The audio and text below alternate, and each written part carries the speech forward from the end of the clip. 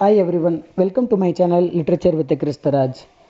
இன்னைக்கு செப்டம்பர் 21 மற்றும் நேற்று செப்டம்பர் 20க்குரிய இம்பார்ட்டன்ட் டேஸ், அதாவது இன்டர்நேஷ்னல் லெவல்லையும் நேஷனல் லெவல்லையும் அனுசரிக்கப்பட்ட முக்கிய தினங்களை தான் இந்த பதிவில் பார்க்க போகிறோம். ஃபர்ஸ்ட் நேற்று செப்டம்பர் 20க்குரியதை டிஸ்கஸ் பண்ணலாங்க.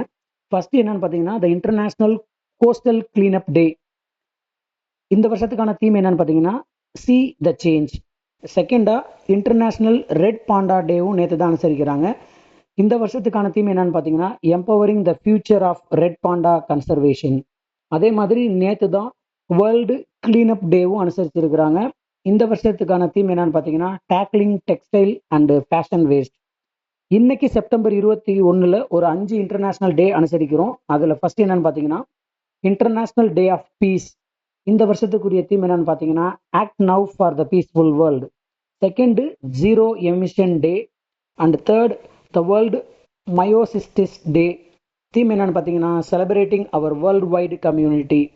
நாலாவதா வேர்ல்டு கிராட்டிடியூட் டே இன்னைக்கு தான் கொண்டாடப்படுது. அதே மாதிரி லாஸ்டாக வேர்ல்டு அல்சீமர்ஸ் டே இன்னைக்கு தான் கொண்டாடுறாங்க.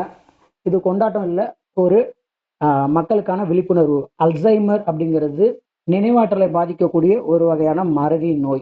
இன்னைக்கு டிஸ்கஸ் பண்ண இந்த முக்கிய தினங்கள் உங்களுக்கு பயனுள்ளதாக இருக்கும்னு நினைக்கிறேன். நாளைக்கு வேறு சில பதிவோட உங்களை மீட் பண்ணுறேன். தேங்க்யூ.